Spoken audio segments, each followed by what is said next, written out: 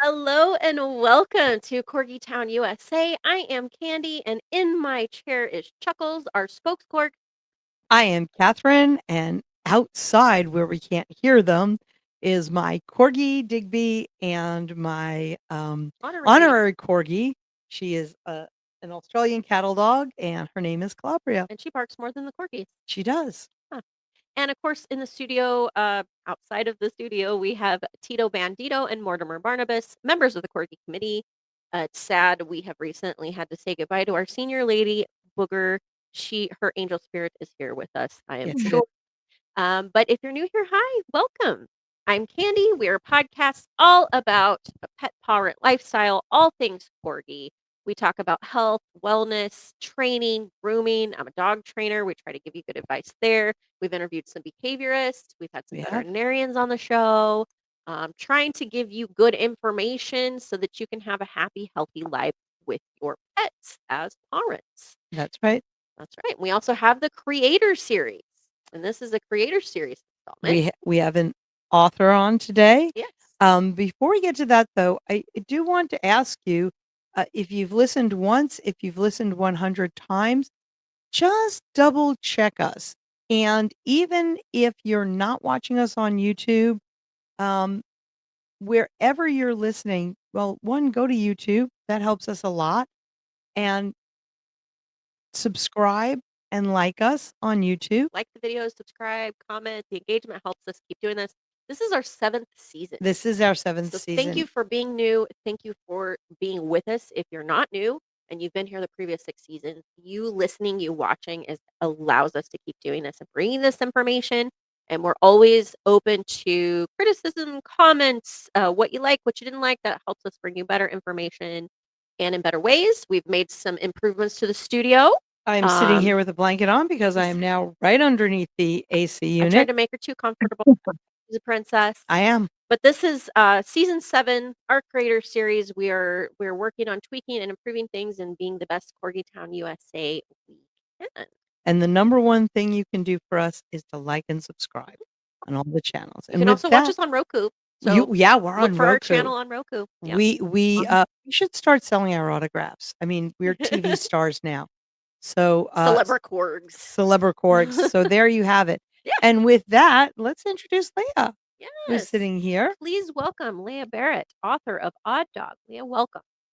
Hello. Thank you so much for letting me on. I'm a little intimidated now that I've heard all of your great background and all the great guests that you've had. Please, no cameras. No. Yes. Yeah.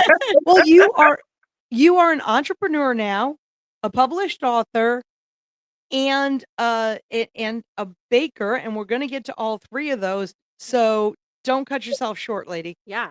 That's right. It is us that is honored to be in your presence. That's right. That's right. Oh, that's so kind. Let's start talking about Odd Dog. So Odd Dog is a book, and please tell us about how you got started, what the inspiration is. Tell us a little bit about you as a writer, how you got here. Wonderful. So I spent a little over a decade in the nonprofit sector. My first job was actually being a director of education for a symphony orchestra. And during that time, I created a storytime series. And what I discovered was that classical music didn't have a lot of kid-friendly stories. And so I ended up having to create some. And I kind of got it in my head to write a book, but I didn't really have time for a couple of years until the pandemic hit. And suddenly I was working in the performing arts and had a lot more free time than I had ever had before. So I published my first book, got the books, and a week later I was asked to be an executive director when the founder suddenly stepped down. And said, okay, this is temporary. And 2.5 years later, I was able to kind of transition out of that position. And I was just about to turn 40. And I told my husband, I said, I've never had time for a dog. I need to have a dog. And I had always grown up with them. I loved rescue and just never had, the time commitment to really feel like I was going to be a good dog mom. And so I adopted Layla, who was she had a really sad start to her life. She was in Texas when she got pregnant from another dog, sent to a kill shelter, and pregnant. And then a rescue in Kansas City actually saved her, drove her all the way up here. She had her puppies that day. She must have known she was safe. And then she actually did a door dart. If you don't know, if your listeners don't know what that is, that's when you come home and the dog runs out of the house. And a well-meaning neighbor chased her for a mile, and she was on her own for several weeks out on the streets of Kansas City. Um, and we adopted her about a month after she was recovered from that little adventure, relatively unscathed. And she was always she's this really smart, quirky dog. Like, they have video of her looking both ways before she crossed the street. They had all of this Why? crazy, all this crazy, like, video of sightings of her, where she was just really smart and really savvy, just kind of surviving until she could find her way home. Um, and she was definitely, I decided that she was going to be um, the inspiration for the odd dog. Like, I always say that my pet peeve is when someone writes a book and they're like, this is about my dog and you should love it because I love my dog. And everybody has a great dog. Everybody's dog that's the best dog in the world is indeed the Yes. best dog in the world. Yeah. That's right. Exactly. And so I wanted her, I wanted the look of Odd Dog to be kind of an every dog.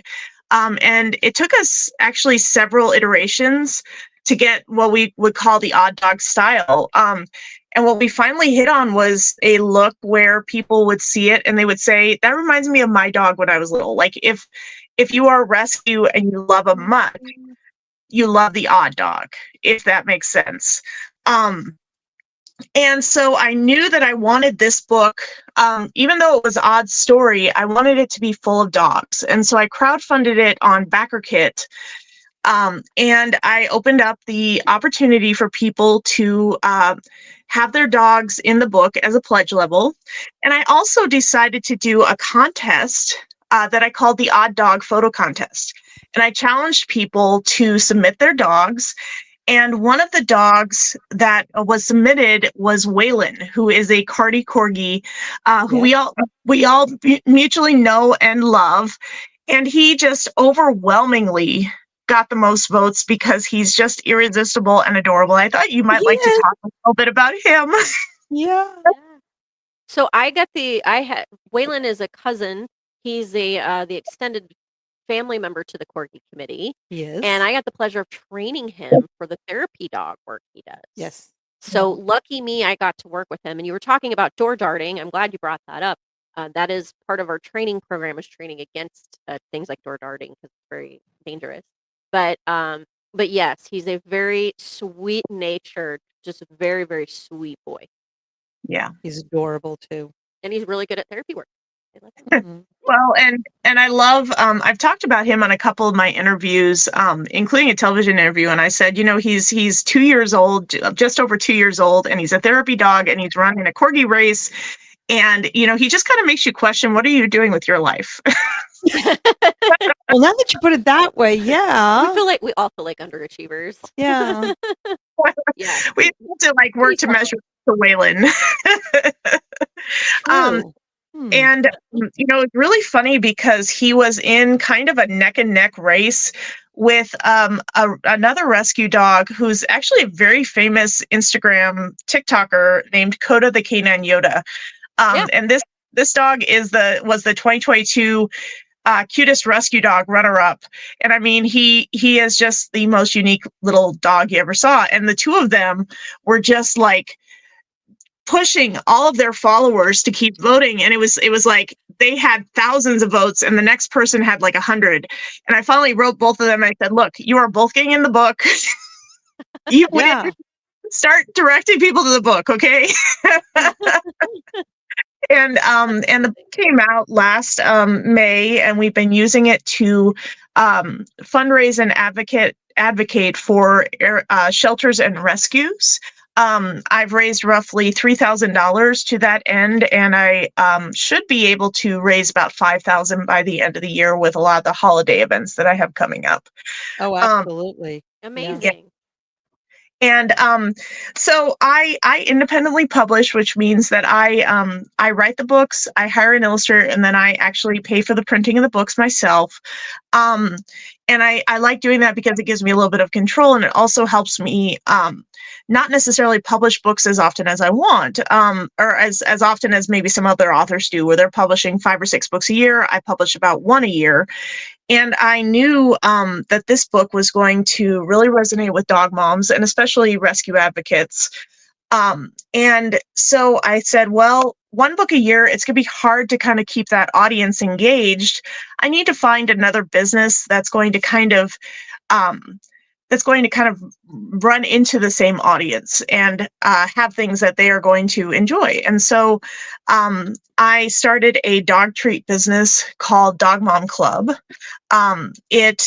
We basically do human grade homemade dog treats, very small batch, no preservatives, very few ingredients, so they're easy to digest. And we also sell a lot of really unique toys that we love for our dogs. I own that business with another friend, Jesse Davis, and it's been almost exactly a year since we started that business. Um, but it has been a wonderful way to really authentically build both audiences at the same time. And we're actually finalists for a pitch competition here in Kansas City that starts next month, November of 2025, for whenever you listen to this. And that first prize is actually $35,000. And we are planning, if we win, to build a custom built treat trailer that will also serve as a mobile pet food pantry. That's so cool. That is wonderful. So you Yeah. are in Kansas City, Missouri. And how Yes. far out do you ship? We will ship just about anywhere, but because we abide by laws, having come from a mother who works for the USDA, a lot of times we will, you know, potentially talk. We'll find ways to ship to you that might be more of a donation or a gift or something along those lines. But we're Okay. definitely working on expanding our reach. And in just about a month, we're going to be introducing our advent boxes that are full of our homemade treats. And I'd love to send you guys some of those when they are ready. We Oh, I have love that. thank I'm sure you. our brood would love that. Yes, I'm sure. Hungry corgis. We named all of our dog treats after our dogs or dogs that we love. Like my girl gets to be Layla's leftovers. We have a Beagles Bagels named after one of my partner Jesse's dogs, Doug, who was a beagle who was rescued from animal testing. Um, Oh, and then there's Lucy's Loopies, which are Waylon's personal favorite. It is ah, a teeny tiny, like Cheerio sized treat that has blue spirulina and beetroot powder. It's made with oat and apple. And And the it's just, spirulina is good for the tummies, right?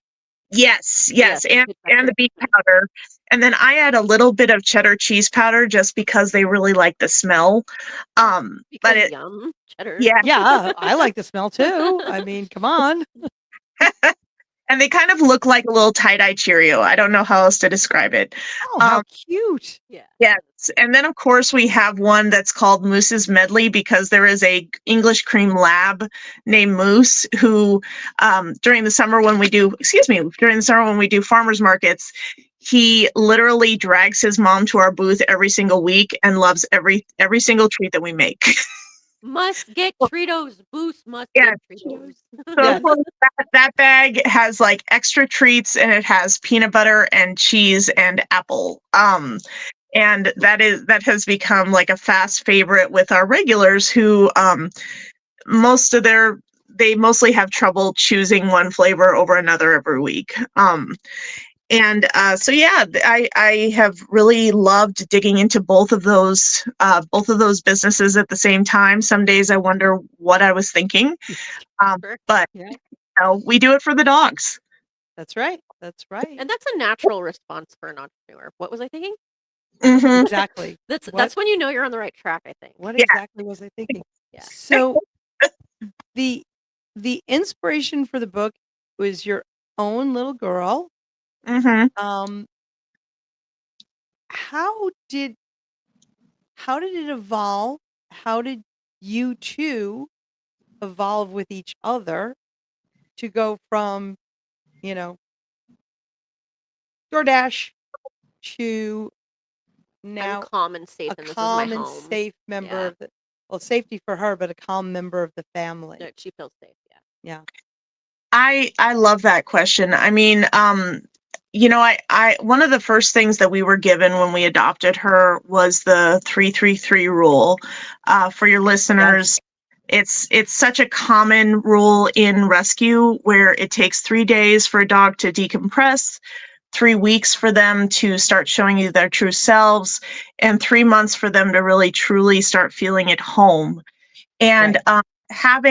having that information so that we could kind of track how she was moving along really helped us, because in those first 3 days we just spent time getting to know her and just giving her the space that she needed. She's the only dog in our house. She has to be, because she is what's termed a unicorn, where she gets along with other dogs outside the house, but inside the house Not in she has. her domain. Yeah. Okay.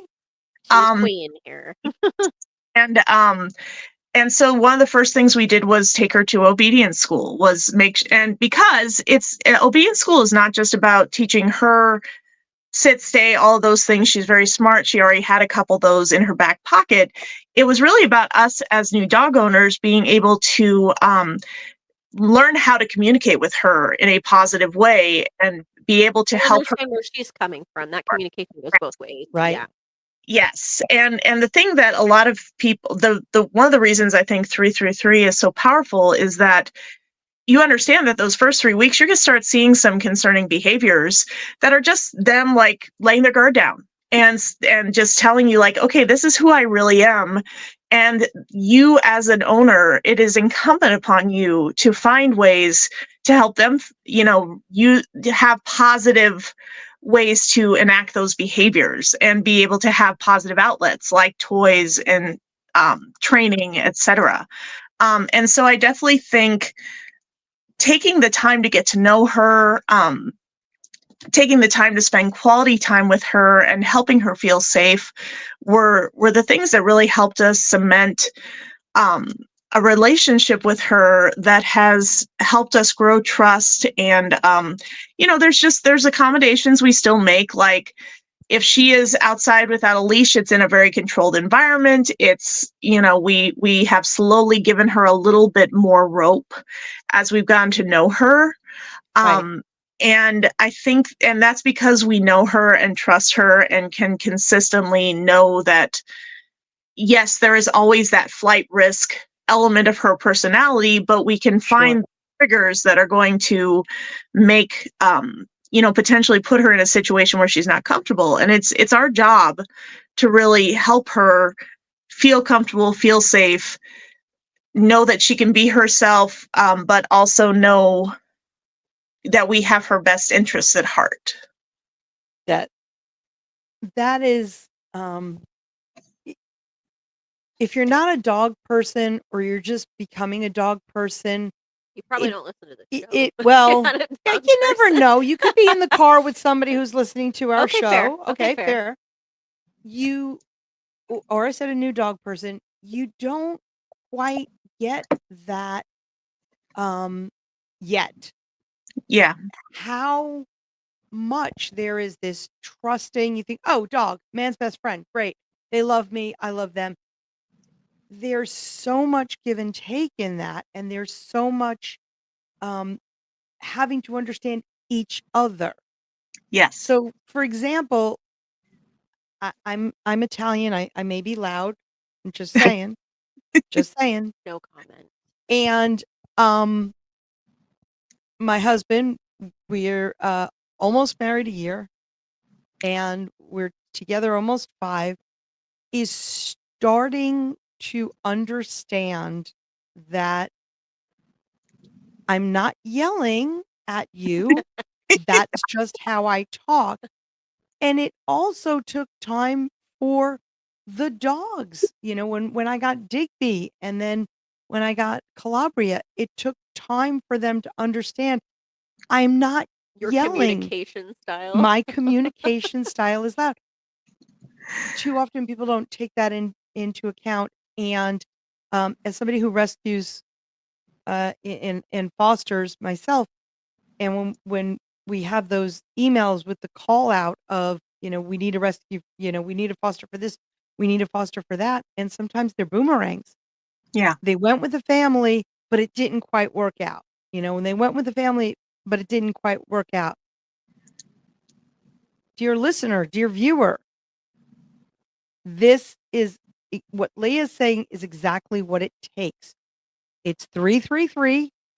And compassion We and I say the empathy. same thing, and it's what's that communication between you? They're communicating to you, you're communicating to them. How is the other person picking up what you're saying? And I explain that a lot in my training classes too. Yeah. That a lot of what obedience, and I love that you said that, Leah, that's a lot of obedience, especially in beginner training, Yeah. is learning to communicate more effectively with your dog and you learning to understand your dog as well. And it's very important, and I've said this on a few episodes, it's very important that we have clarity with our dogs. They need clarity. Yes. And the way that we communicate with them and create predictable patterns so that they can be comfortable. But I've said this before. Susan from Queen's Best Stumpy Dog Rescue rehabs a lot of dogs. One of my favorite things that's ever been said on the show is that to approach these dogs like autistic nonverbal children. Yep. And that is one of the best descriptions I've ever heard. And it's so helpful to a pet parent or handler. If you approach it that way, it helps you have more compassion and empathy for your dog so that you know where they're coming from. You understand them better. That You do. communication is better. And I just have to say, I love that you brought up the stereotype of loud Italians. Sebastian Maniscalco has a joke about that, about him marrying his wife. Yeah. And he's going off. He's like, we yell at each other all the time in our family. And his wife says, I don't know what this is, but you come to me when you quit yelling. He's like, what are you talking about? I'm This not is how I yelling. This talk. is how I Yeah. talk. And yes, fortunately, all household members and all fosters at any time, it takes them a hot minute, but they go, oh, she's just talking. Got it. Got it. Privy to your volatility. So tell us the book. Where can we get it? I love it. How can we support it? call to Yeah. action? We will share those links on how to access in the description box of both the YouTube as well as the audio. But for those that might be listening to you, Leia, can you tell us how they can access this and how we Absolutely. So I definitely always emphasize order directly through me, because if you buy on my website, storiesbyleah.com, I will always personally autograph. I usually will throw in some stickers. Oh, Oh, we have Comes some of your stickers in our Corgi exchange collection of the Wayland design. Yeah. Waylon having fun at the pool party. And so I will always do my best to make every package special, especially in the next couple of months. If you're looking for a holiday gift, I'm creating an entire holiday bundle where, like, I'm actually going to have a little letter from Odd to the reader, just thanking them for joining us for the holidays. And I have a tiny little enamel pin of Odd in a holiday costume, along with special stickers, and it's just absolutely adorable. And it's just like a couple dollars more to get that, but it's really special because it's going to be a pretty limited run. And I will probably put pre-orders up for that mid-October, and then send it out mid-November when everything has kind of come to me at that point, like especially when I've gotten the enamel pins in. So definitely on my website. I mean, you can get me on Amazon and all those places, but you're not going to be able to get a signed book. You're not going to be able to get any of the special stuff except nope. directly through me. Absolutely. So, and the website again is storiesbyleah.com. storiesbyleah.com. And can you spell Leah for us? Yeah. Yes, Leia. Leia. Okay. So if you Like the aren't able to princess. click on the links and you're listening, you can back that up. And she told you how to get them. And we highly encourage that you help this cause here and support our wonderful author. And Yes. and you also mentioned that, and I'm going to guess that it will be on the website, the advent calendar dog treats. Yes, and there is actually an odd assortment this year. Um, Ooh. yes, so that depicts several odd dogs enjoying their holidays. We tried to get Waylon on there. His picture was a little too low res for this version, but next year's edition, we're going to have a new picture of Waylon, and we're going to make sure that he is front and center on the Advent calendars. I plan to have that be a thing every year. So, and Yay. that Yay. and the thing about that, that's not a 25 door Advent calendar; it's like a 12. So, if it's not humongous, you can kind of start it whenever you feel like it. Last year when we did Advent calendars for the first time, people finished them in like 3 days because their dogs like the treats so much, and they would have grand dogs come to visit that they would just open up all the doors. Patience is not a virtue that we should propose on our pets, I No, suppose. not at all. Not at all. Especially when it comes to yummy dog treats. That's Oh right. yeah, absolutely, baked with love. So yeah, and I also, if you're interested in Dog Mom Club, we have dogmomclub.store, where we have all of our treats, and we're going to have our holiday shop coming very soon. With the Advent calendar, we have some beautiful, like we have lots of wonderful holiday packaging, basically just for any person you could possibly imagine. That variety of treats. The one that's actually been the most popular right now is I created that I call the goat, and it's half cheese, half peanut butter treat, and it's been super popular with all of our regulars. Cheese and peanut butter? Goat Oh, cheese. Goat cheese and peanut butter. Goat cheese and peanut butter. Wow, that Yeah, sounds very that is very savory. high end Yeah, because I'm that's a bougie. yeah, that's very bougie. And my dogs deserve it. yeah, 100%. 100%. yes, How that is so that is um dogmomclub.store. Store. And yes, that's where you're going to get all of your treats. This is amazing. And so last we hear that fun things are happening with Waylon. Tell us what's yes. next. Tell us what's next So for you, and yeah. right now I have a book in the works, and it's been in the works kind of an embarrassingly long time because life happened. But this spring we will have the follow-up to The Odd Dog, and it's called The Odd Dog's Guide to Making Friends. And this book again will have several real dogs in the book. And it's basically the story of Odd welcoming a new dog into his home, and it will interweave the 333 rule. We're actually going to have a little story told from Odd's perspective where he talks about how mom and dad put Tiny, who is a Great Dane, in his own room. And Tiny didn't seem very hungry, but eventually they got to go on walks together, and just walking through all of the things you do as you're properly welcoming a new dog into your home. Because I feel like 333 is such an amazing way to introduce patience and empathy to children. And frankly, I feel like it's such a good reminder for parents who are reading the book to their children to remember these rules. Um, and we're going to have what amounts to an uninterrupted story, and then we have little flaps that remind everybody of the 333 rule. And then we have in the middle a secret dog birthday party. And not only is Waylon going to be in this next book, but his sister Luna and his new brother Rigby are also going to be featured as extras in this book. And this is I found this amazing. Um First of all, that when I was speaking to Leia just before we started this, and she said, "Yeah, and the featured dog is Waylon," and I'm thinking to myself, "Oh, I know a dog named Waylon." She said, "Yes, and You know I Waylon? think you know the dog Waylon that's in this book." And now with the new book, Candy, what's your claim to fame in this book? Rigby was my foster.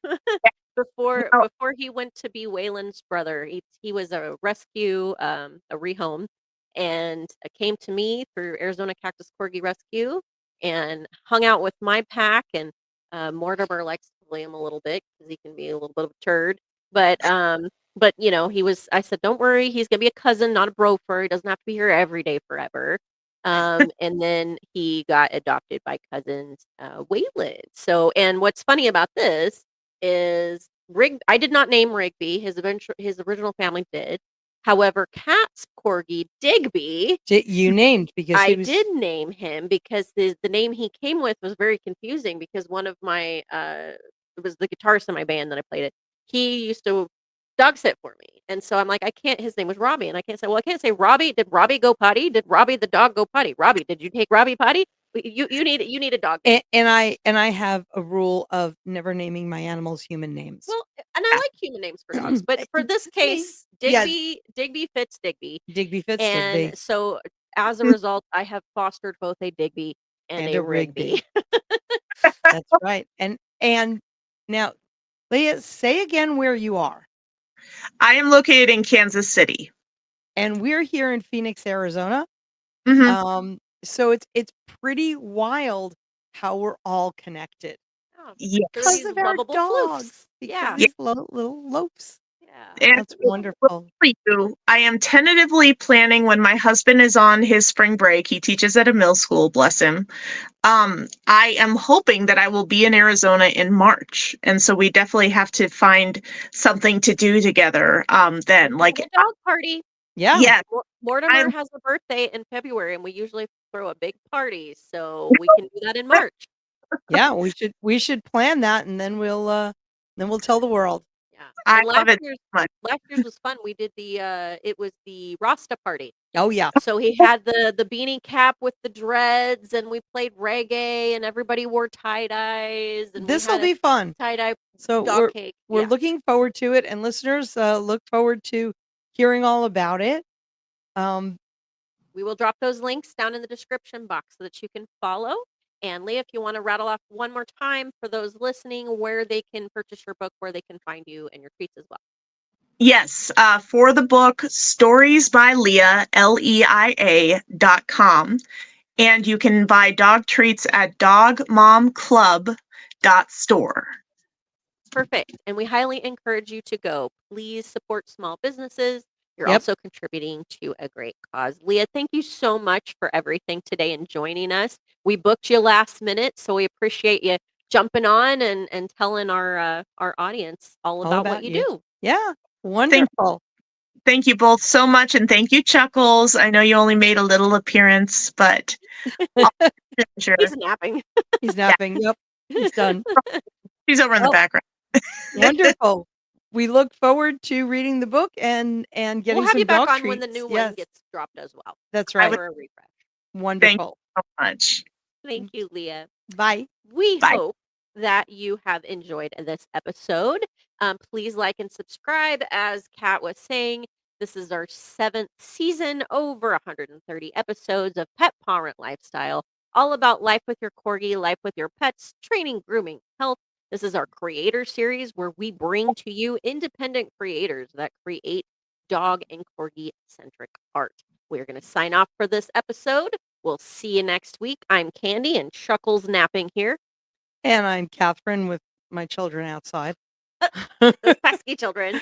And of course, Tito Bendito, Mortimer Barnabas, and Angels, Hammer, Lilo, Zelda, and Booger. Yep. We will see you next week. Bye.